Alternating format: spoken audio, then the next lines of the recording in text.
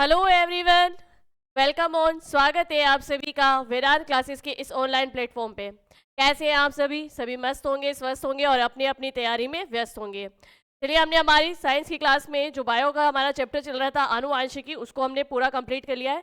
आज हम नया चैप्टर पढ़ेंगे, आहार एवं पोषण। और आहार एवं पोषण ये चैप्टर भी बहुत अपने आप में इंपॉर्टेंट है, क्योंकि एग्जाम में इससे भी रिलेटेड क्वेश्चंस आते हैं। जैसे लाइक विटामिन से संबंधित क्वेश्चन आ जाते हैं, और हम बात करें कार्बोहाइड्रेट, प्रोटीन और वसा, इनसे संबंधित क्वेश्चन आ जाते हैं। तो आज का जो हमारा टॉपिक रहने वाला है वो रहने वाला है आहार एवं पोषण, फूड एंड न्यूट्रिशन। अब आहार एवं पोषण में मेनली हमें पढ़ना क्या है, मतलब फूड के बारे में पढ़ना है, भोजन के बारे में पढ़ना है कि भोजन में कौन कौन से पोषक तत्व उपस्थित होते हैं, के बारे में पढ़ना है। आहार एवं पोषण, आहार एवं पोषण, फूड एवं न्यूट्रिशन,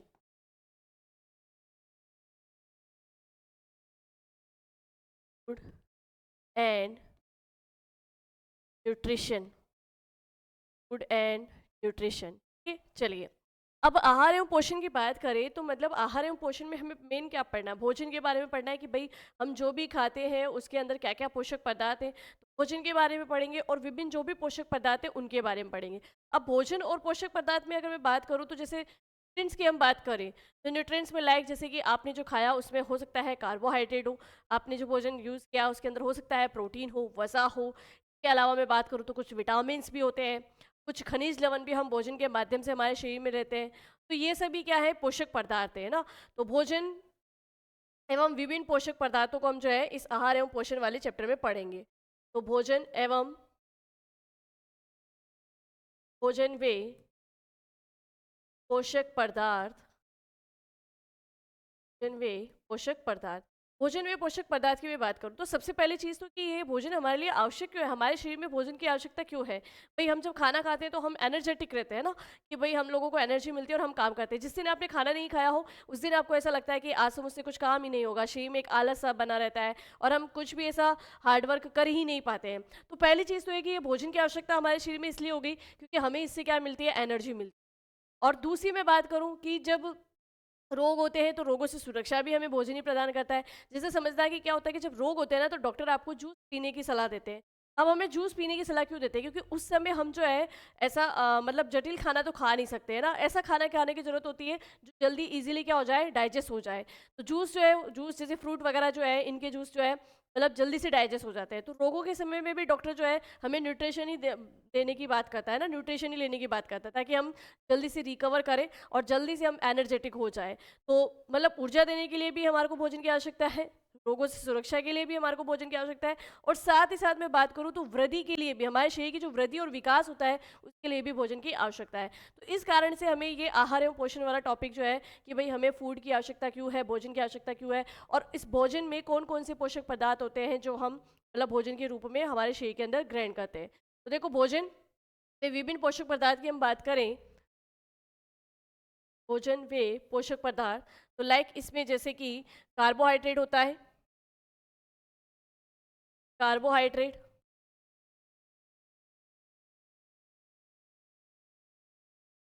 लाइक प्रोटीन हो गया,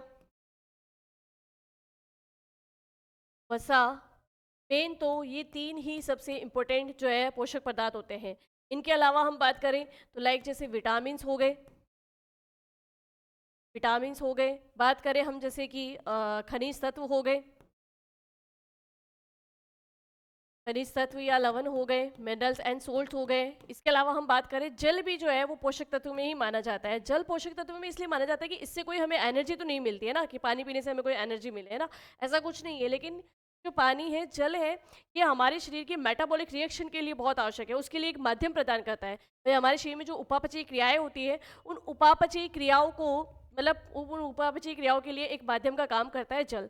तो जल भी जो है हम यहाँ पर पोषक पदार्थ के रूप में पढ़ सकते हैं। ठीक है, चलिए। तो अब बात करते हैं कि भाई भोजन जो है वो हमारे शरीर के लिए आवश्यक क्यों हुआ। जैसे मैंने बताया आपको कि 3-4 कारणों के लिए, या हम कह सकते हैं कि भोजन हमारे शरीर के लिए किस लिए आवश्यक हो गया।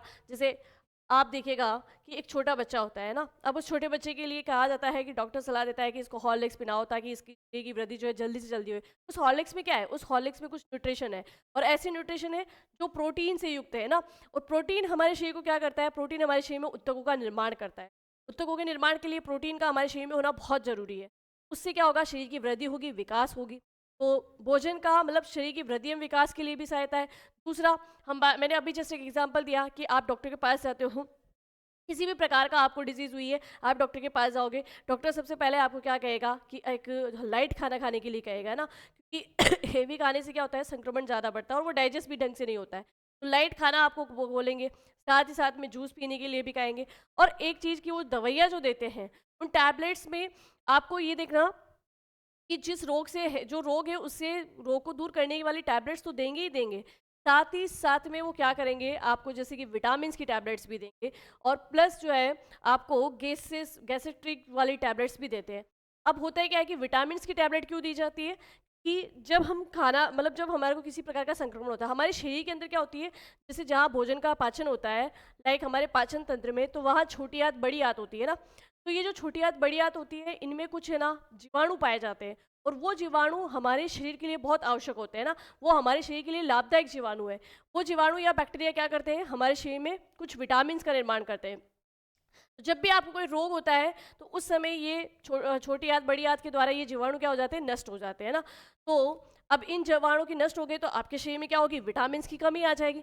अब ऐसे में आपको रोग भी हो गया, आपके इम्यूनिटी पावर भी कमजोर हो गया, आपके शरीर के अंदर विटामिन की कमी कमी भी आ गई।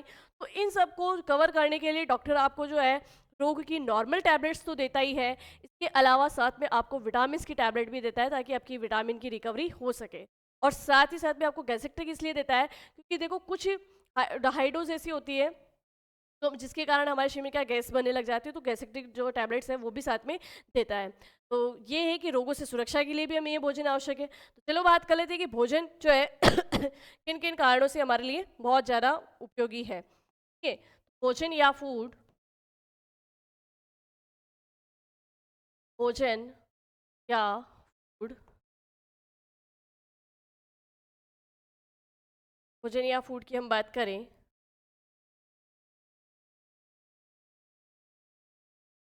सबसे पहले देखिए कि भोजन जो है हमारे को सबसे पहले है ऊर्जा प्रदान करता है, यानी भोजन से हमें क्या मिलती है? ऊर्जा या एनर्जी, है ना। ऊर्जा या एनर्जी के लिए ही हम स्पेशली भोजन करते हैं, ठीक है। चलिए, उसके अलावा बात करूं तो ये रोगों से उपापचयी क्रियाओं के नियमन में सहायक है। अब ये उपापचयी क्रियाएं क्या होती है? मेटाबॉलिक रिएक्शन किसे कहते हैं? वैसे तो देखा जाए तो उपापचयी क्रियाएं जो है हमारे शरीर में, जैसे भोजन गया और उस भोजन का ऑक्सीकरण हुआ, और उससे जब ऑक्सीकरण हुआ तो भोजन पूर्ण रूप से पचित हो गया, और उस पचित से क्या हुआ कि जो भी हमारे न्यूट्रिएंट्स थे वो सरल पदार्थों में कन्वर्ट हो गए, और वो सरल अणु ही हमारे शरीर में रक्त में मिलकर हमारे शरीर के सभी अंगों तक यानी सभी कोशिकाओं तक पहुंच गए। तो एक्चुअल में उपापचयी क्रियाएं यही होती है ना। तो उपापचयी क्रियाओं का नियमन, उपापचयी क्रियाओं का नियमन। और वैसे अगर मैं बात करूं तो उपापचयी क्रियाओं का नियमन जो है ये मेन कार्य होता है किसका? थायराइड ग्रंथि का। जब हमने अंतःस्रावी तंत्र पढ़ा, एंडोक्राइन सिस्टम पढ़ा, तो वहाँ हमने देखा भी था कि ये जो है मेटाबॉलिक एक्टिविटीज़ जो होती है इनका रेगुलेशन मेनली थायराइड ग्रंथि का ही कार्य है, ठीक है। तो उपापचयी क्रियाओं का नियमन, उपापचयी क्रियाओं के नियमन के लिए भी भोजन की आवश्यकता है, यानी कि metabolic metabolic activities, metabolic activities regulation, metabolic activities regulation, ठीक है, इसके लिए आवश्यक है। और फिर अगर हम बात करें तो रोगों से सुरक्षा के लिए, रोगों से सुरक्षा के लिए भाई भोजन जो है रोगों से सुरक्षा में भी सहायता करता है ना। तो हम लिख सकते हैं prevention from disease, prevention from disease, prevention from disease. और फिर हम बात करते हैं कि रोगों से सुरक्षा के अलावा हमारे शरीर में वृद्धि और विकास के लिए भी जो है भोजन आवश्यक है। कहते हैं ना कि जब छोटे बच्चे को पूर्ण रूप से पोषण नहीं मिलता है, पूर्ण रूप से न्यूट्रिशन नहीं मिलता है, तो उसकी शरीर की वृद्धि और विकास रुक जाता है ना। और जिस बच्चे को एक प्रॉपर न्यूट्रिशन मिला है, पूर्ण पोषण मिला है, तो उसके शरीर का वृद्धि और विकास भी उतना ही तेज गति से होता है और जल्दी होता है, ठीक है। तो वृद्धि यानी ग्रोथ के लिए भी ये जो है भोजन आवश्यक है। चलिए, अब बात करते हैं कि ये मेटाबॉलिक रिएक्शन क्या है ना, उपापचयी क्रियाएँ क्या है? इनको एक बार समझ लेते हैं। इनको समझना भी ज़रूरी है क्योंकि आगे ये शब्द बहुत बार आएगा, उपापचयी क्रियाओं का नियमन। देखो, उपापचयी क्रियाएँ जो है 2 शब्दों से मिलकर बनी है। एक्चुअल में उपापचयी क्रिया की अगर हम बात करें, मेटाबॉलिक रिएक्शन जो है, मेटाबॉलिज़्म मेटाबॉलिज़्म एक्टिविटीज़ जो है, ये 2 शब्दों से मिलकर बनी है। एक तो होती है कैटाबॉलिज़्म। भई मेटाबॉलिज़्म में क्या होगा? एक तो होगा उपचय और एक होगा अपचयन, है ना? उपचय क्या होगा? उपचय क्या होता है कि जब आपके भोजन कोशिका के अंदर आया, चलो पहले हम लिख लेते हैं कि इसको कैटाबॉलिज़्म कैटाबॉलिज़्म यानी उपचय, और एनाबॉलिज़्म एनाबॉलिज़्म यानी कि अपचयन, चय और अपचय। ठीक है, चलिए अब देखो, सपोज कीजिए कि ये हमारे शरीर की कोशिका है ना, मतलब आपके भोजन का जब पूर्ण पाचन हो जाता है, भोजन के पाचन की प्रक्रिया क्या है? भोजन के पाचन में क्या होता है कि जो भोजन हम लेते हैं उस समय जो है भोजन के ये सारे पोषक तत्व जो है ये जटिल कार्बनिक अणु में होते हैं, और जैसे ही इनका डाइजेशन होता है, इनका पाचन होता है, तो जटिल कार्बनिक अणुओं से इनको सरल कार्बनिक अणुओं में तोड़ दिया जाता है, और जैसे ही सरल कार्बनिक अणुओं में तोड़ दिया जाता है तो फिर इनको रक्त में मिला दिया जाता है, और रक्त के द्वारा ही ये शरीर के सभी अंगों तक पहुंचता है, और अंगों से फिर कोशिका तक पहुंचता है। मतलब जो भी पोषक पदार्थ है वो कोशिका तक कैसे पहुंचा, अब ध्यान से सुनना। क्या होता है कि रक्त के माध्यम से आपकी ये जो कोशिका है ना भाई, हमारी शरीर की जो कोशिकाएं होती है, इनमें क्या होता है कि आपके शरीर में मतलब जो भी पोषक पदार्थ है वो पोषक पदार्थ कहाँ पहुंच गया, ये पोषक पदार्थ रक्त के माध्यम से इस कोशिका के कोशिका द्रव्य में पहुंच गया, तो यहाँ से न्यूट्रिएंट्स भी आ गए, इस कोशिका द्रव्य में न्यूट्रिएंट्स आ गए। अब न्यूट्रिएंट्स तो आ गए, चलिए ये बात भी होगी, और आपको पता है कि साथ ही साथ में रक्त के अंदर जो है आरबीसी जो है, आरबीसी होती है, और आरबीसी के अंदर हीमोग्लोबिन पाया जाता है। हीमोग्लोबिन अपने साथ ऑक्सीजन को भी जोड़ कर लाता है। किसको लाता है? हीमोग्लोबिन अपने साथ ऑक्सीजन को भी जोड़ के लाता है। चलिए, अब इस कोशिका द्रव्य में ये पोषक पोषक पदार्थ भी आ गया, और साथ ही साथ रक्त के द्वारा इसमें ऑक्सीजन भी मिला दी गई, ऑक्सीजन भी यहाँ पर दे दी गई। अब क्या होगा कि जो आपकी कोशिका है, इस कोशिका के अंदर एक अंग पाया जाता है जिसे हम कहते हैं माइटोकॉन्ड्रिया, और माइटोकॉन्ड्रिया के लिए सबने अच्छे से पढ़ रखा है कि माइटोकॉन्ड्रिया को पावर हाउस कहते हैं, कोशिका का शक्ति गृह कहते हैं। अब इसको कोशिका का शक्ति गृह या पावर हाउस क्यों कहते हैं ना, इसको पावर हाउस इसलिए कहते हैं या कोशिका का शक्ति गृह इसलिए कहते हैं क्योंकि ये क्या करता है, ऊर्जा के एटीपी अणु का निर्माण करता है, यानी हम कह दें कि ये ऊर्जा रिलीज करता है। अब ये ऊर्जा रिलीज कैसे करता है, ध्यान से सुनना। जैसे ही ये पोषक पदार्थ आए इस कोशिका द्रव्य के अंदर, और रक्त के माध्यम से ऑक्सीजन भी इस कोशिका द्रव्य में आ गई, तो ये ऑक्सीजन क्या करता है कि इस पोषक पदार्थ का क्या करता है, ऑक्सीकरण करता है, मतलब इस भोजन का ऑक्सीकरण होगा, ऑक्सीडेशन होगा। इस ऑक्सीजन की उपस्थिति में भोजन का ऑक्सीकरण होता है, भोजन का ऑक्सीकरण या ऑक्सीडेशन होता है, ठीक है। तो यहाँ पर इसका ऑक्सीडेशन हो गया, ऑक्सीकरण हो गया।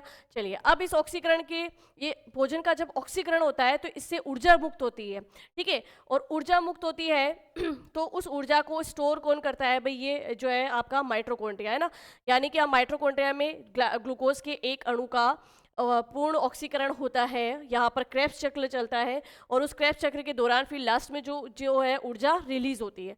अब ये जो ऊर्जा रिलीज होती है, इस ऊर्जा का आप क्या करते हो, इसी ऊर्जा को आप अपने दैनिक गतिविधियों में यूज करते हो, मतलब आपको एनर्जी यहीं से मिलती है।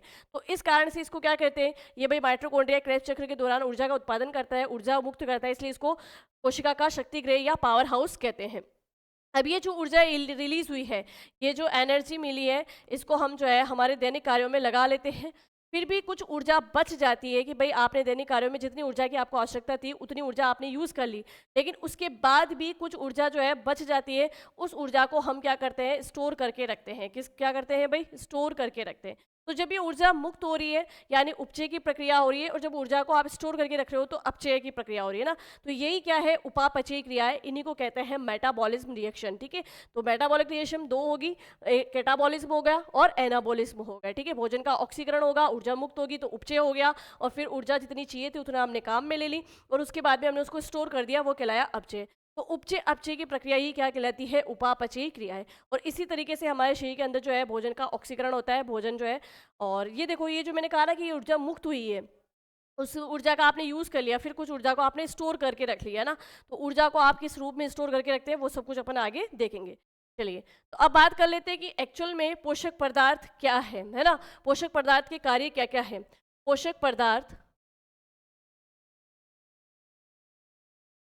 पदार्थ या हम बात करें न्यूट्रिएंट्स, पोषक पदार्थ या न्यूट्रिएंट्स की हम बात करें तो क्या है भई, इसका क्या-क्या रोल है? क्यों ये हमारे शरीर में ज़रूरी है और इनकी वजह से हमारे शरीर के अंदर क्या-क्या कार्य होते हैं? पोषक पदार्थ या न्यूट्रिएंट्स। चलो, अब बात करते हैं सबसे पहले ये पोषक पदार्थ हमें ऊर्जा प्रदान करते हैं। सबसे मेन काम तो इनका क्या है कि ये हमें ऊर्जा प्रदान करते हैं। तो ये पोषक पदार्थ ये पोषक पदार्थ हमें ऊर्जा प्रदान करते हैं। ये पोषक पदार्थ हमें ऊर्जा प्रदान करते हैं। ठीक है? चलिए, पहला काम तो पोषक पदार्थ हमें ऊर्जा प्रदान करते हैं। दूसरा, हमारी शारीरिक वृद्धि के लिए आवश्यक है। के लिए आवश्यक है भाई, शारीरिक वृद्धि के लिए आवश्यक है। जैसे मैंने कहा प्रोटीन वगैरह ये जो है शारीरिक वृद्धि के लिए आवश्यक है ना? शारीरिक वृद्धि के लिए यानी बॉडी ग्रोथ के लिए आवश्यक है। बॉडी ग्रोथ के लिए आवश्यक है। बॉडी ग्रोथ के लिए आवश्यक हो गया। इसके अलावा हम बात करें तो रोगों से सुरक्षा के लिए आवश्यक है। भाई ये जो है रोगों से सुरक्षा करता है ना। चलिए, रोगों से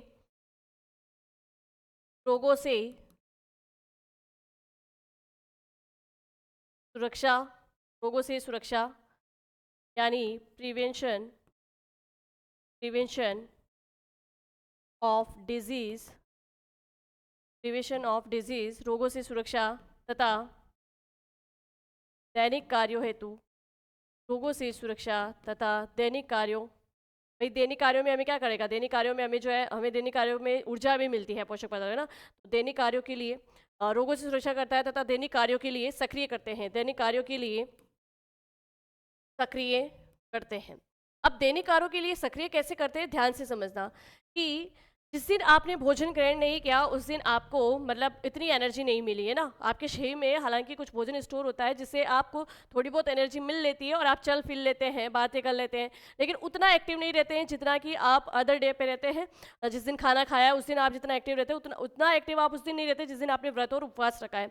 अब उस समय में क्या होता है कि अगर गलती से आपको चक्कर आ जाते हैं तो आप क्या करते हो, घर पे ही अगर है ना तुरंत आप क्या करते हो, शक्कर का मतलब नींबू पानी लेके या शक्कर का पानी पी लेते हो तो आपको इंस्टेंटली एक एनर्जी मिल जाती है। और दूसरी मैं बात करूँ, आप जब डॉक्टर के पास चले जाते हो तो डॉक्टर आपको क्या करता है, ग्लूकोज प्रेफरेंस करता है, ग्लूकोज चढ़ा देता है ना। तो उससे क्या होता है कि आपके शरीर को एकदम से एनर्जी मिलती है ना।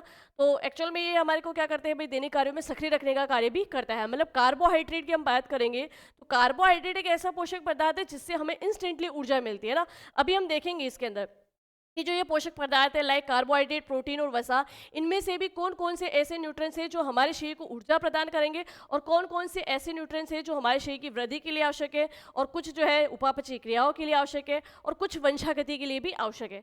देख लेते हैं कि इनके कार्य क्या है। मतलब कार्यों के आधार पर अगर हम बात करें तो पोषक पदार्थ कितने प्रकार के होंगे। तो नेक्स्ट बात करते हैं कि कार्यों के आधार पर पोषक पदार्थ।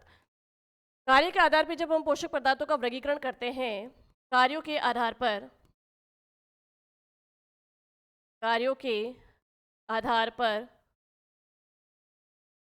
पोषक पदार्थ कार्यों के आधार पर जब पोषक पदार्थ करते हैं तो सबसे पहले हम इस पे बात करेंगे कार्यों के आधार पर पोषक पदार्थ के लिए कि ऊर्जा प्रदान करने वाले। अब यहाँ पर ध्यान रखना, ऊर्जा प्रदान करने वाले में हम सबसे ऊर्जा प्रदान करने वाले ऐसे कौन कौन से पोषक पदार्थ हैं जो शरीर में ऊर्जा प्रदान करते हैं। तो ऊर्जा प्रदान करने वालों में देखो सबसे पहले तो नाम आएगा कार्बोहाइड्रेट का, है ना। कार्बोहाइड्रेट से हमें तुरंत एनर्जी मिलती है, ठीक है। कार्बोहाइड्रेट हो गया, वसा हो गई, वसा भी ऊर्जा प्रदान करती है लेकिन वसा अधिक मात्रा में ऊर्जा प्रदान करती है। देखो दोनों में अंतर क्या है, कार्बोहाइड्रेट और वसा ये दोनों ही हमें ऊर्जा प्रदान करती है, लेकिन कार्बोहाइड्रेट से हमें तुरंत ऊर्जा मिलती है। आपने देखा होगा कि खिलाड़ी जब खेल खेलता है तो फिर वो जब ब्रेक लेता है तो ग्लूकोज पीता है ना, ग्लूकोन डी पीता है। ग्लूकोन डी क्यों पी रहा है, क्योंकि भाई उसको तुरंत एनर्जी मिलती है। तो मतलब कार्बोहाइड्रेट हमें तुरंत ऊर्जा प्रदान करने के लिए उत्तरदायी है, जबकि वसा की मैं बात करूं तो वसा या लिपिड से हमें अधिक मात्रा में ऊर्जा मिलती है, ठीक है। आगे बात करेंगे कि जैसे 1 ग्राम 1 ग्राम कार्बोहाइड्रेट के पूर्ण ऑक्सीकरण से हमें कितनी ऊर्जा प्राप्त होती है ना? 1 ग्राम वसा के पूर्ण ऑक्सीकरण से हमें कितनी ऊर्जा प्राप्त होती है? तो भाई मेनली ये दोनों जो है कार्बोहाइड्रेट और वसा ये हमें ऊर्जा प्रदान करते हैं। तो हम कह सकते हैं कि एनर्जी यील्डिंग है ना? एनर्जी यील्डिंग के लिए कौन-कौन से हैं? तो एनर्जी यील्डिंग की बात करें, चलिए एनर्जी यील्डिंग की बात करें तो हमें कार्बोहाइड्रेट वसा से मिलती है। आगे बात करूँ, आपने एड भी सुना होगा, जैसे एड आपने देखा ना कि भाई बेजान में जान डाल दे, है ना? ग्लूकोन डी जो है ऐसा एड आता है एक टीवी पे ना, तो वो ग्लूकोन डी एक्चुअल में है क्या? कार्बोहाइड्रेट है। कार्बोहाइड्रेट में अगर मैं बात करूँ तो मेनली शर्कराएं हैं, शुगर है, जिससे हमें क्या इंस्टेंटली एनर्जी मिलती है। ठीक है, चलिए अब बात करते हैं नेक्स्ट कार्य के आधार पे। नेक्स्ट अगर हम प्रकार देखें तो ऐसे ऐसे पोषक पदार्थ जो हमें शारीरिक वृद्धि में सहायता करते हैं। शारीरिक वृद्धि, शारीरिक वृद्धि करने वाले। अब शारीरिक वृद्धि करने वाले की अगर हम बात करें तो इसके अंदर हम रखेंगे प्रोटीन को, क्योंकि प्रोटीन क्या करता है एक्चुअल में अमीनो अम्ल का व्युत्पन्न है। वे प्रोटीन अमीनो अम्ल से मिलकर बना है। तो अमीनो अम्ल क्या करते हैं? हमारे शरीर में ऊतकों का विकास करते हैं ना, और हमारे शरीर में मजबूती, मतलब हमारे शरीर में ऊतकों का विकास करके शरीर को मजबूती प्रदान करते हैं। तो एक्चुअल में इसके अंदर कौन आ जाएंगे भाई? प्रोटीन आ जाएंगे। तो बेसिकली अगर मैं बात करूं तो प्रोटीन हमारे शरीर में ऊतकों का निर्माण करके एक तरीके से शरीर का निर्माण ही कर रहा है। क्या कर रहा है? शरीर का निर्माण ही कर रहा है, बॉडी को बना ही रहा है ना। छोटे बच्चों को आप जितना प्रोटीन युक्त भोजन दोगे, उसके शरीर का विकास और उसकी शरीर की वृद्धि उतनी ही तेज गति से होगी, क्योंकि नए नए ऊतकों का निर्माण होगा, और ऊतकों का निर्माण होगा तो फिर अंग जो है तेजी से वृद्धि करेंगे। ठीक है, चलिए, तो बॉडी ग्रोथ के लिए प्रोटीन्स। अब क्या केवल प्रोटीन शारीरिक वृद्धि के लिए ही आवश्यक है? जी बिल्कुल ऐसा नहीं है। मेन काम इसका शारीरिक वृद्धि के लिए है। भाई ऊतकों का निर्माण करता है तो मेन काम शारीरिक वृद्धि के लिए हो गया। इसके अलावा प्रोटीन से भी हमें कुछ ऊर्जा मिलती है, उसका भी हम देखेंगे कि 1 ग्राम प्रोटीन के पूर्ण ऑक्सीकरण से हमें कितनी कैलोरी ऊर्जा प्राप्त होती है। तो ऊर्जा भी प्राप्त होती है, पर मेन कार्य इसका यही है, मतलब शरीर की वृद्धि और विकास के लिए आवश्यक है। ठीक है, चलिए अब बात करते हैं उपापचयी क्रियाओं के नियमन वाले, कि ऐसे कौन से पोषक पदार्थ हैं जो हमारे शरीर में उपापचयी क्रियाओं का नियमन करते हैं। उपापचयी क्रियाओं का नियमन, उपापचयी क्रियाओं का नियमन, उपापचयी क्रियाओं का नियमन बोले तो metabolic activities regulation, metabolic activities regulation. चलिए, मेटाबॉलिक एक्टिविटीज रेगुलेशन की हम बात करें तो अभी हमने पिछले ही इसका एक एग्जांपल देखा है, metabolic activities, metabolic activities regulation.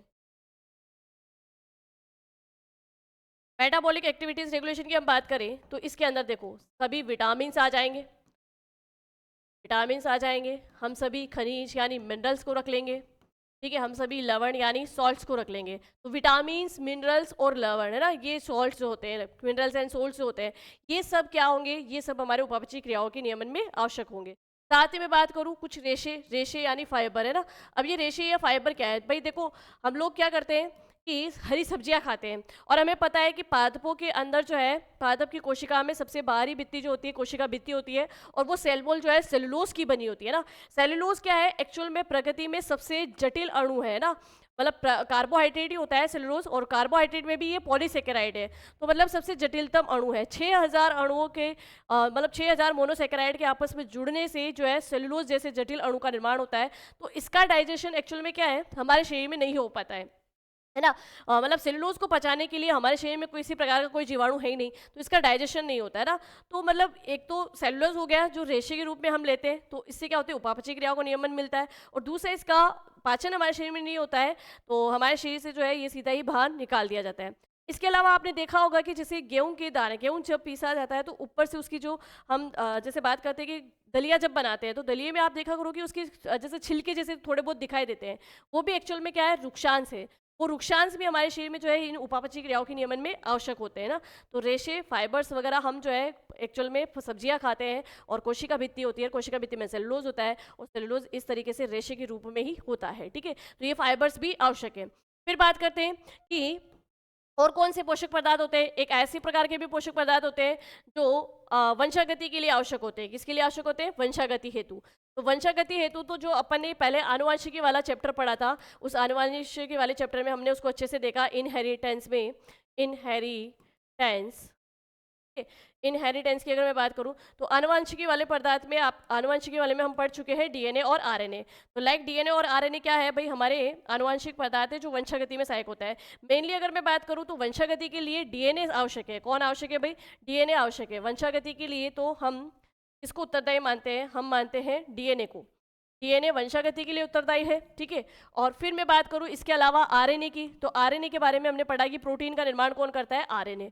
तो ये भी हमारे लिए क्या है भाई, ये आनुवंशिक पदार्थ है। ये भी हम जो है ऐसे पोषक पदार्थों में इनको रखेंगे जो हमारे शरीर में वंशागति के लिए आवश्यक है, इनहेरिटेंस के लिए आवश्यक है, ठीक है। चलिए, तो यहाँ पर हमने जो है कार्यों के आधार पर इनका वर्गीकरण तो कर लिया। अब कार्यों के आधार पर जब इनका वर्गीकरण कर लिया तो एक एक करके हम पढ़ते हैं। तो सबसे पहले हम पढ़ेंगे कार्बोहाइड्रेट के बारे में। किसके बारे में पढ़ेंगे भाई, कार्बोहाइड्रेट के बारे में।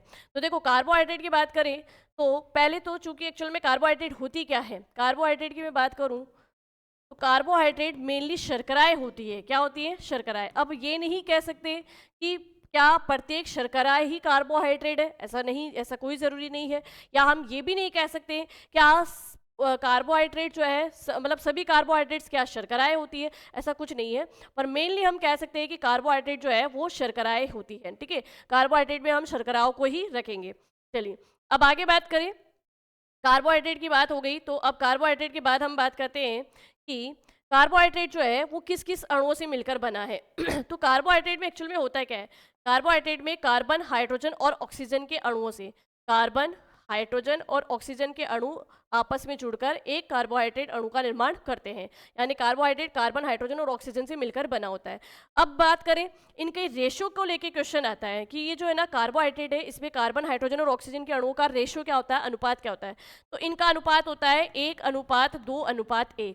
अब ये 1:2:1 कैसे आया, एक एग्जाम्पल देती हूँ। जैसे ग्लूकोज जो है, ग्लूकोज जो है एक प्रकार की शर्करा है और ग्लूकोज कार्बोहाइड्रेट का एग्जाम्पल है ना। अब ग्लूकोज का फॉर्मूला क्या होता है, C6H12O6, ठीक है।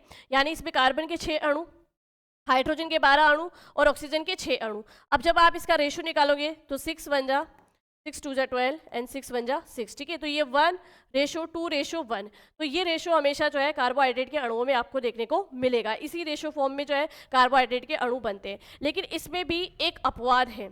एक अपवाद क्या है, उस अपवाद को देखने से पहले जो कार्बोहाइड्रेट है इसके अंदर जो ये क्रम हमने बताया कार्बन, हाइड्रोजन और ऑक्सीजन का है ना, तो ये कार्बन, हाइड्रोजन और ऑक्सीजन के अणुओं के क्रम के लिए इसका एक फॉर्मूला आपको याद रखना है, ठीक है। वो फॉर्मूला है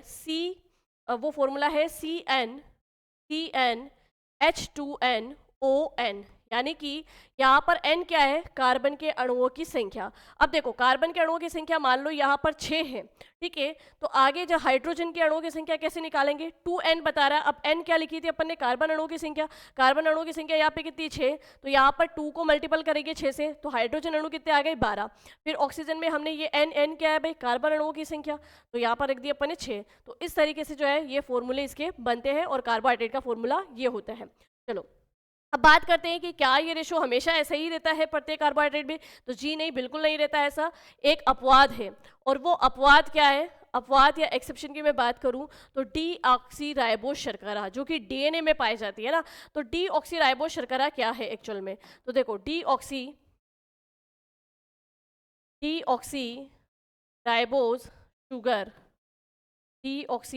शुगर यानी जिसे हम कहते हैं डीऑक्सीराइबोस शर्करा,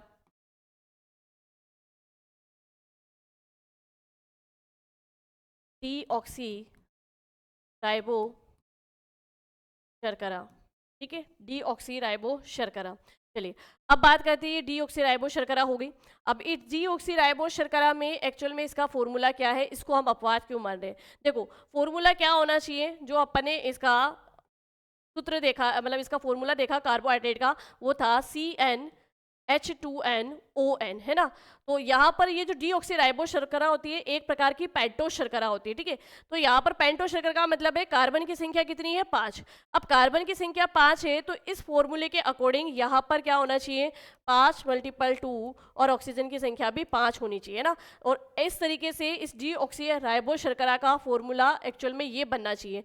ये बनेगा देन तभी रेशो क्या आएगा, 1:2:1 आएगा, है ना। लेकिन ऐसा नहीं होता है। हमने पहले भी पढ़ा है कि डीएनए में जो दूसरे नंबर वाला कार्बन होता है उस पे ऑक्सीजन की कमी पाई जाती है ना, तो एक अणु में ऑक्सीजन की कमी होने के कारण यहाँ पर ऑक्सीजन के अणु डीऑक्सीराइबोस शर्करा के अंदर कार्बन के अणु तो 5 होते हैं, हाइड्रोजन के अणु 10 होते हैं, लेकिन एक अणु ऑक्सीजन की कमी होती है तो ऑक्सीजन की संख्या यहाँ पे 4 होती है। अब देखो इसका रेशो 1:2:1 नहीं आएगा, तो ये क्या है, एक्चुअल में अपवाद है। क्लियर हो गई ये बात?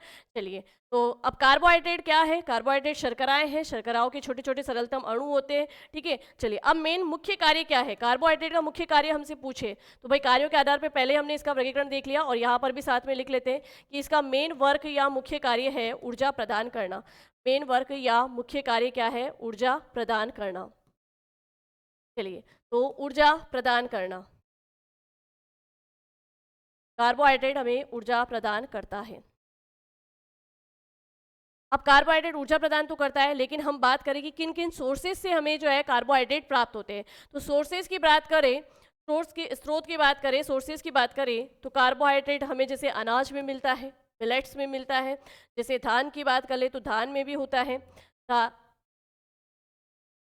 इसके अलावा जो भी फ्रूट्स होते हैं, भाई फ्रूट्स में क्या पाई जाती है, शर्कराएं पाई जाती है, तो फल फ्रूट्स में होगा शर्कराएं, जो शक्कर हम यूज़ करते हैं घर पे उसके अंदर भी कार्बोहाइड्रेट है। इसके अलावा मैं बात करूँ दूध के अंदर भी जो है एक लैक्टोज शर्करा पाई जाती है, तो दूध में भी क्या होता है, कार्बोहाइड्रेट होता है। शहद की हम बात कर ले, शहद में भी शर्करा पाई जाती है, तो इनमें कार्बोहाइड्रेट होता है। तो चलिए यहाँ लिख सकते हैं कि कार्बोहाइड्रेट के सोर्सेज क्या क्या है। तो कार्बोहाइड्रेट के सोर्सेज है अनाज मिलेट्स, दूध, मिल्क, शहद, हनी और फल, फ्रूट्स।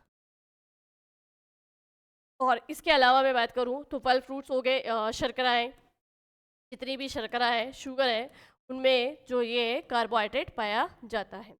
चलिए, अब आगे बात करते हैं कि ये सोर्सेज तो पता कर लिए, कार्बोहाइड्रेट के मुख्य कार्य हमने पता कर लिए। अब बात करते हैं कि 1 ग्राम कार्बोहाइड्रेट का जब हमारे शरीर में पूर्ण ऑक्सीकरण होता है तो उससे हमें कितनी कैलोरी ऊर्जा प्राप्त होती है। तो यहाँ पर ध्यान रखना, ये लाइन इंपॉर्टेंट करके लिखना, क्योंकि क्वेश्चन जो है कार्बोहाइड्रेट से यही से बनते हैं कि 1 ग्राम कार्बोहाइड्रेट के 1 ग्राम कार्बोहाइड्रेट के पूर्ण ऑक्सीकरण से 1 ग्राम कार्बोहाइड्रेट के पूर्ण ऑक्सीकरण से हमारे शरीर को, देखो हमारे शरीर में बात कर रहे हैं ना, ठीक है, क्योंकि आगे मैं बताऊंगी जब लेबोरेटरी में ये टेस्ट किया जाता है, लेबोरेटरी में जब एक कार्बोहाइड्रेट की मतलब ऑक्सीकरण के लिए एक उपकरण होता है जिसका नाम है बॉम्ब कैलोरीमीटर, ठीक है। जब उस समय उस बॉम्ब कैलोरीमीटर से जब 1 ग्राम कार्बोहाइड्रेट को प्रयोगशाला में उसका ऑक्सीकरण करवाया जाता है, तब एक आदर्श वैल्यू, यानी कि एक आदर्श वैल्यू वहाँ पे प्राप्त होती है 4.1 किलो कैलोरी ग्राम, है ना। तो उसमें और इसमें अंतर आएगा, हमारे शरीर में कितना है वो ध्यान रखना है ना। 1 ग्राम कार्बोहाइड्रेट के पूर्ण ऑक्सीकरण से 1 ग्राम कार्बोहाइड्रेट के पूर्ण ऑक्सीकरण से हमारे शरीर को 4 किलो कैलोरी प्रति ग्राम 4 किलो कैलोरी प्रति ग्राम ऊर्जा प्राप्त होती है, ठीक है। और directly point two point question यहीं से पूछा जाता है कि 1 ग्राम कार्बोहाइड्रेट के पूर्ण ऑक्सीकरण से कितनी कैलोरी ऊर्जा प्राप्त होती है। तो 4 किलो कैलोरी ऊर्जा प्राप्त होती है। अब इसी के साथ में यहाँ पर लिख लेंगे कि कहीं कहीं पे आपको बुक्स में 4.1 भी दिया होगा, 4.2 भी दिया होगा, एक्चुअल में वो 4.1 या 4.2 है क्या, ठीक है। तो बॉम्ब कैलोरीमीटर, तो यहाँ लिख लेते हैं नोट डाल के कि बॉम्ब कैलोरीमीटर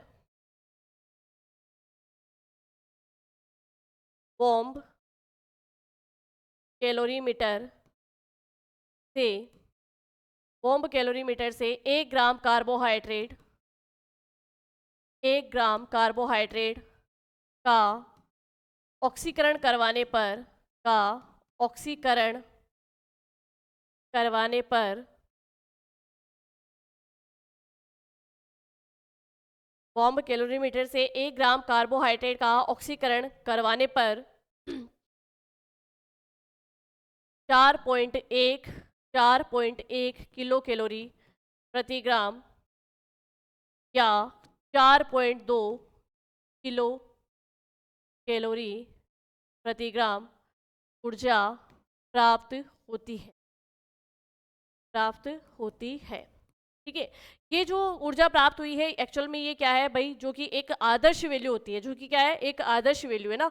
तो यहाँ पर हम लिख सकते हैं ये जो 4.1 या 4.2 है, ये आदर्श वैल्यू है, आदर्श मान है। ठीक है, चलिए। और हमारे शरीर में तो इससे कम प्राप्त होती है, लगभग 4 किलो कैलोरी ही प्राप्त होती है। जैसे इसको ऐसे भी समझ सकते हो कि जब हम गाड़ी खरीदते हैं तो सबसे पहले हमसे ये पूछा जाता है कि ये गाड़ी जो है मतलब एक दिन में कितना दे देती है, मतलब एवरेज कितना दे देती है ना। तो जैसे कि एक हम बात करें कि आपने नई गाड़ी ली है और वो गाड़ी एवरेज दे रही है 50 किलोमीटर प्रति लीटर, यानी 1 लीटर में मतलब वो 50 किलोमीटर चल रही है। तो और वो 1 किलोमीटर में मतलब 1 लीटर में 50 किलोमीटर चल पा रही है, तो ये उसका रोड पर है, मतलब सड़क पर वो इतना माइलेज दे सकती है, अदरवाइज वो इतना माइलेज नहीं देगी, है ना। तो कम ज़्यादा हो सकता है। तो वही चीज़ है कि सेम चीज़ की अगर आपसे प्रयोगशाला में पूछे तो प्रयोगशाला में एक मेन वैल्यू या आदर्श वैल्यू क्या है, 4.1 या 4.2। अदरवाइज हमारे शरीर में अगर हम बात करें तो थोड़ा कम माइलेज देगी, ठीक है ना, मतलब थोड़ा कम कार्बोहाइड्रेट का जो है उससे हमें 1 ग्राम कार्बोहाइड्रेट की पूर्ण ऑक्सीकरण से थोड़ी कम ऊर्जा प्राप्त होती है, ज़्यादा नहीं, बस पॉइंट में। ठीक है, तो बस वही चीज़ है, वही डिफरेंस है यहाँ पे। चलिए अब बात कर लेते हैं कि कार्बोहाइड्रेट्स के प्रकार। ठीक है, कार्बोहाइड्रेट एक्चुअल में क्या है कि देखो, जब अपन पाचन क्रिया पढ़ी थी अपन ने, पाचन तंत्र, तो हमने ये कहा था कि डाइजेशन या पाचन की क्रिया ये होती है जिसमें भोजन के बड़े अणुओं को छोटे अणुओं में तोड़ा जाता है, या यूँ कह दो कि भोजन के जो जटिल अणु होते हैं उनको सरल अणुओं में विभाजित किया जाता है, वही भोजन का पाचन कहलाता है। तो कार्बोहाइड्रेट्स के प्रकार अपन यहाँ पे देखेंगे, टाइप्स ऑफ कार्बोहाइड्रेट, है ना। तो कार्बोहाइड्रेट के प्रकार, कार्बोहाइड्रेट के प्रकार यानी types of carbohydrate, types of carbohydrate, types of carbohydrate. ठीक है, चलिए अब इसकी बात करें तो कार्बोहाइड्रेट होती है 3 प्रकार की। 3 प्रकार की एक्चुअल में कार्बोहाइड्रेट कैसे होती है कि भाई, एक्चुअल में हमने कार्बोहाइड्रेट को क्या कहा है कि कार्बोहाइड्रेट शर्करा है, यानी शर्करा या शुगर के छोटे छोटे अणु है ना। तो एक्चुअल में क्या होगा कि यहाँ पर एक शब्द याद रखना, सैकेराइड। सैकेराइड का मतलब होता है शर्करा। क्या होता है? शर्करा। अगर शर्करा के एक अणु से कोई कार्बोहाइड्रेट बनी है तो वो कहलाएगी मोनोसेकेराइड। क्या कहलाएगी? मोनोसेकेराइड। और शर्करा के एक से अधिक अणुओं से आपस में जुड़ने से अगर कोई कार्बोहाइड्रेट बनी है तो वो कहलाएगी ओलिगोसेकेराइड। और अगर हम बात करें कि कुछ और ही ज़्यादा, जैसे कि 1000, 2000, 3000, 6000, हो सकता है 1 लाख तक के अणु भी आपस में जुड़ जाए, तो जब इतने बड़े लेवल पर अगर शर्करा के अणु आपस में जुड़ेंगे तो वो कहलाएगी पॉलीसेकेराइड। क्या कहलाएगी? पॉलीसेकेराइड। तो यहाँ पे हम बात कर लेते हैं सबसे पहले मोनोसेकेराइड। मोनोसेकेराइड, मोनोसेकेराइड यानी शर्करा के एक अणु से मिलकर बनी कार्बोहाइड्रेट क्या होती है? मोनोसेकेराइड होती है। ठीक है, और तो यहाँ पर कि एक शर्करा का एक अणु, यहाँ लिख लेंगे हम शर्करा का एक अणु। चलो पहले लिख लेते हैं, एक तो होती है मोनोसेकेराइड, एक होगी ओलिगोसेकेराइड। ओलिगोसेकेराइड,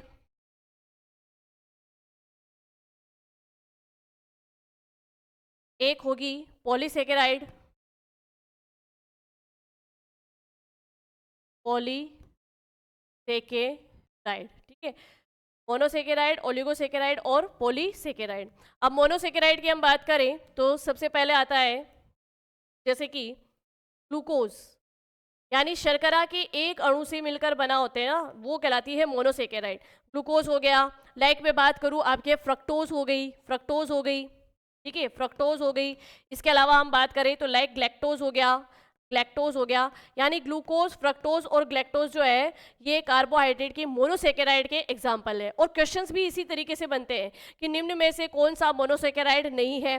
तो यहाँ पर जो है आपको ये तीनों मोनोसेकेराइड देके और एक ओलिगोसेकेराइड का एग्जाम्पल दे सकता है, या पूछ सकता है कि निम्न में से कौन सा मोनोसेकेराइड है। तो आपको याद रखना है ग्लूकोज, फ्रक्टोज और ग्लैक्टोज ये शर्करा के एक ही अणु से मिलकर बने होते हैं, इसलिए इनको मोनोसेकेराइड्स कहते हैं। और तीनों का एक ही फॉर्मूला है, सेम फॉर्मूला है, C6H12O6। ये तीनों का एक जैसा फॉर्मूला है। ठीक है, चलिए अब बात करते हैं कि ओलिगोसेकेराइड क्या होती है। तो ओलिगोसेकेराइड इसके लिए हम लिखेंगे कि शर्करा के 2 या 2 से अधिक अणु, है ना, 2 या 2 से हम बात कर ले 9 तक, लास्ट 9 तक, ठीक है ना। तो शर्करा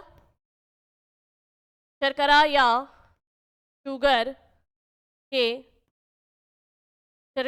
शुगर के 2 से 9 अणु जब आपस में जुड़ जाते हैं तो ओलिगोसेकेराइड जो है कार्बोहाइड्रेट का निर्माण होता है।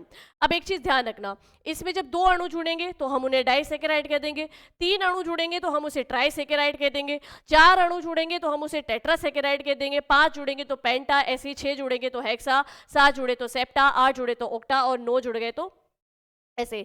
तो इस तरीके से हम बात करते हैं कि भाई 2 से 9 अणुओं के जब जुड़ रहे हैं आपस में और उनसे किसी कार्बोहाइड्रेट का निर्माण हो रहा है तो वो कहलाती है ओलिगोसैकेराइड। अब आगे बात करें कि भाई पॉलीसैकेराइड क्या है, यानी 10 या 10 से अधिक, 10 से लेके हम बात कर ले हजारों की संख्या में जब शर्करा के अणु आपस में जुड़ते हैं तो पॉलीसैकेराइड कार्बोहाइड्रेट का निर्माण करते हैं। जैसे कि अगर मैं बात करूं, एक एग्जाम्पल मैंने दिया था सेलुलोज। सेलुलोज क्या है, प्रकृति में पाया जाने वाला सबसे जटिलतम कार्बोहाइड्रेट अणु है। लगभग 6000 शर्कराओं के अणुओं के आपस में जुड़ने से सेलुलोज का निर्माण होता है। ठीक है, तो क्या लिख सकते हैं कि नो नो या हजारों की संख्या में, नो या हजारों की संख्या में, नो या हजारों की संख्या में आपस में जुड़े, आपस में जुड़े शर्करा अणु, उनसे पॉलीसैकेराइड का निर्माण होता है। ठीक है, दो या उससे हजारों की संख्या में आपस में जुड़े शर्करा अणु, उससे पॉलीसैकेराइड का निर्माण होता है। ठीक है, तो ये इस तरीके से कार्बोहाइड्रेट के 3 प्रकार होते हैं, मोनोसैकेराइड, ओलिगोसैकेराइड और पॉलीसैकेराइड। सबसे पहले तो हमने ये देख लिया। अब एक्चुअल में क्या है कि जो मोनोसैकेराइड के एग्जाम्पल है तो उनसे रिलेटेड कैसे क्वेश्चन आते हैं। जैसे क्वेश्चन आते हैं कि कोशिकीय ईंधन किसे कहा जाता है, या क्वेश्चन आते हैं कि अंगूर शर्करा ग्रेप्स शुगर कौन सी कहलाती है। लाइक क्वेश्चन आता है कि फलों में कौन सी शर्करा पाई जाती है, शहद में कौन सी पाई जाएगी, दूध वाली शर्करा कौन सी है। इस टाइप के क्वेश्चंस बनते हैं। तो इस टाइप के क्वेश्चंस बनने के लिए आपको मोनोसैकेराइड के कुछ एग्जांपल, डाइसैकेराइड के कुछ एग्जांपल और पॉलीसैकेराइड के कुछ एग्जांपल हमें यहाँ पे देखने हैं। मतलब जो मेन है, जो एग्जाम में पहले भी क्वेश्चन आए हुए हैं उनको देखने हैं, और जो एग्जाम के पॉइंट ऑफ व्यू से इंपॉर्टेंट है बस उतना हमें देखना है। तो सबसे पहले बात करते हैं मोनोसैकेराइड। मोनोसैकेराइड मोनोसैकेराइड में शर्करा के एक अणु से, है ना, शर्करा के एक अणु से निर्मित शर्करा या शुगर के एक अणु से निर्मित, शर्करा या शुगर के एक अणु से निर्मित। ठीक है, चलिए अब एक ही अणु से है तो इसका मतलब सबसे सरलतम है। सबसे सरलतम शर्करा कौन सी है भाई, मोनोसैकेराइड। जब कार्बोहाइड्रेट का डाइजेशन होता है, कार्बोहाइड्रेट के डाइजेशन के समय क्या होता है, कार्बोहाइड्रेट के जो जटिल अणु होते हैं उनको सरल अणु में तोड़ा जाता है, यानी उनको मोनोसैकेराइड में तोड़ा जाएगा। किस में तोड़ा जाएगा भाई, मोनोसैकेराइड के अंदर तोड़ा जाता है। ठीक है, समझ में आई ये बात। चलिए, तो शर्करा या शुगर के एक अणु से निर्मित होती है, इसलिए इसको मोनोसैकेराइड कहते हैं। दूसरी बात, सरलतम शर्करा है, सबसे सिंपलेस्ट शर्करा है, यानी सरलतम है, मतलब कार्बोहाइड्रेट का सबसे छोटा अणु यही होता है ना। तो पाचन के समय सभी कार्बोहाइड्रेट को मोनोसैकेराइड में ही चेंज किया जाता है। किस में चेंज किया जाता है, मोनोसैकेराइड में। तो सिंपलेस्ट शुगर हो गई। चलिए अब बात करते हैं कैसी होती है भाई, रंगहीन होती है। रंगहीन होती है, इनका कोई रंग नहीं होता है तो रंगहीन होती है। और दूसरी हम बात करें तो ये जो है कि भाई स्वाद में कैसी होती है, मीठी होती है, और जल में घुलनशील है, यानी वाटर सॉल्युबल है। तो रंगहीन है, स्वाद में मीठी होती है, स्वाद में मीठी, जल में घुलनशील, वाटर सॉल्युबल, जल में घुलनशील यानी कि वाटर सॉल्युबल। चलिए आगे बात करें, नेक्स्ट बात करते हैं कि ये होगी शर्करा शुगर के एक सबसे सरलतम अणु। अब बात करते हैं कि जो ग्लूकोज है, ग्लूकोज को क्या कहते हैं ना। ग्लूकोज, इसके एग्जाम्पल हमने देखे थे मोनोसैकेराइड के ना। तो ग्लूकोज सबसे पहले हम देख लेते हैं ग्लूकोज के बारे में। ये जो ग्लूकोज है एक्चुअल में क्या है, ग्लूकोज की अगर हम बात करें तो इसको ग्रेप्स शर्करा भी कहते हैं। वैसे तो अगर मैं बात करूं तो फ्रूट्स के अंदर जो है, आपके सभी फ्रूट्स में फ्रक्टोज शर्करा पाई जाती है, लेकिन एकमात्र अंगूर के अंदर जो है ग्लूकोज शर्करा पाई जाती है, इसलिए इसको अंगूर शर्करा यानी ग्रेप्स शुगर कहते हैं। ठीक है, तो अंगूर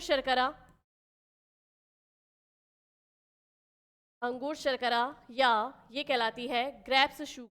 क्या कहलाएगी भाई, ग्रेप्स शुगर कहलाएगी। ठीक, चलिए साथ ही साथ में इसको कहते हैं कोशिकीय ईंधन। क्या कहा जाता है भाई, कोशिकीय ईंधन। इसे कोशिकीय ईंधन क्यों कहेंगे, क्योंकि देखो हमने बात करी थी कि जब हमारी मेटाबॉलिक क्रियाएं होती है, मतलब मेटाबॉलिक एक्टिविटीज होती हैं, तो उस समय प्रॉपर रूप से पूरा खाना नहीं डाइजेस्ट होता है। जितना खाना डाइजेस्ट होता है उतनी ऊर्जा का तो आप यूज़ कर लेते हो अपने डेली रूटीन के जो भी कार्य आपके करने होते हैं उसमें, और कुछ खाना जो है आपके शरीर में जाके क्या हो जाता है, स्टोर हो जाता है। तो जो स्टोर होता है वो किस रूप में होता है भाई, ग्लूकोज, यानी एक चीज़ और कि जो मेटाबॉलिक रिएक्शन हमने देखी यहाँ पर, देखिए इस स्लाइड में, कि जब कोशिका से ये पोषक पदार्थ आते हैं सरलतम अणु के रूप में, यहाँ देखिए ये पोषक पदार्थ जब यहाँ पर इस कोशिका में सरलतम रूप में आते हैं तो यहाँ पर ये पोषक पदार्थ ग्लूकोज के रूप में ही आते हैं। किसके रूप में आते हैं, ग्लूकोज के रूप में।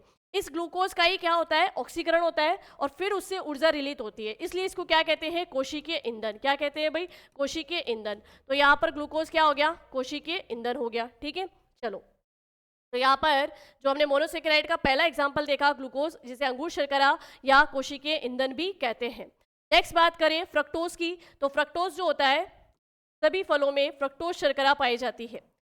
फ्रक्टोज शर्करा तो फलों की शर्करा भी कहते हैं, इसे क्या कहते हैं, फलों की शर्करा, फलों की शर्करा।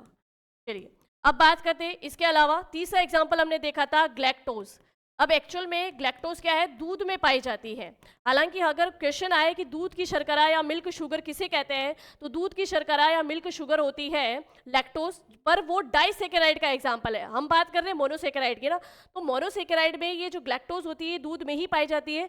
जब ये ग्लैक्टोज के दो अणु आपस में जुड़ते हैं तो लैक्टोज शर्करा का निर्माण होता है। तो एक्चुअल में दूध की शर्करा, मतलब दूध में हल्का सा मीठापन जो है वो लैक्टोज शर्करा के कारण है। तो ग्लैक्टोज के आपस में जुड़ने से लैक्टोज का निर्माण होता है। तो यहाँ पर ग्लैक्टोज जो है इसको हम कहते हैं दूध की शर्करा, यानी मिल्क, दूध में पाई जाती है, दूध में पाई जाती है। चलिए क्लियर है यहाँ पे। तो यहाँ पर देखो कि हमने ये जो मोनोसेकेराइड है सबसे, और एक चीज और, ये फलों की शर्करा जो है, तो इसके लिए एक लिख लीजिए कि सबसे मीठी प्राकृतिक शर्करा, सबसे मीठी प्राकृतिक शर्करा कौन सी है, सबसे मीठी प्राकृतिक शर्करा है वो है फ्रक्टोज है। कौन सी है भाई, फ्रक्टोज है। चलिए यहाँ पर हम लोगों ने जो है कोशिका मतलब जो ये हमारा आहार एवं पोषण वाला चैप्टर था, इसमें हमने देखा न्यूट्रिएंट्स के बारे में पढ़ना स्टार्ट किया और कार्बोहाइड्रेट के बारे में पढ़ना स्टार्ट किया। कार्बोहाइड्रेट क्या है, उसकी मुख्य स्रोत क्या है, उसके प्रकार पे हमने बात करी। अब बाकी के बचे प्रकार जैसे कि डाइसेकेराइड और पॉलीसेकेराइड, उसको हम देखेंगे हमारी नेक्स्ट क्लास में। तो तब तक के लिए पढ़ते रहिए, बढ़ते रहिए, बने रहिए वेदांत क्लासेस के साथ। मिलते हैं हम हमारी नेक्स्ट क्लास में, तब तक के लिए थैंक यू।